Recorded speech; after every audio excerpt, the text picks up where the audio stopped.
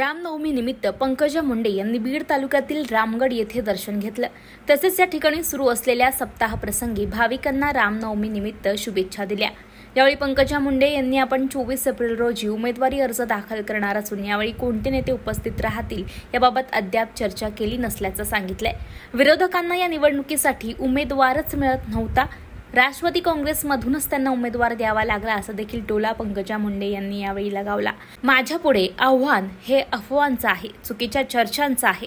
या चर्चा जनसामान्यांच्या मनात आहे, त्यांचे निराकरण करण्याचं आव्हान माझ्यापुढे असल्याचं पंकजा मुंडे यांनी यावेळी म्हटलंय। नाही, आव्हान मी म्हटलं की मला आव्हान आहे, अफवांचं आव्हान आहे, वेगवेगळ्या चुकीच्या चर्चांचं, आणि त्या चर्चा लहान वयाच्या, तरुणांच्या, गरिबांच्या, शेतकऱ्यांच्या, शेतमजुरांच्या मनात घर करू नये हेच आव्हान आहे। त्याचंच आपल्याला निपटारा करायचा आहे।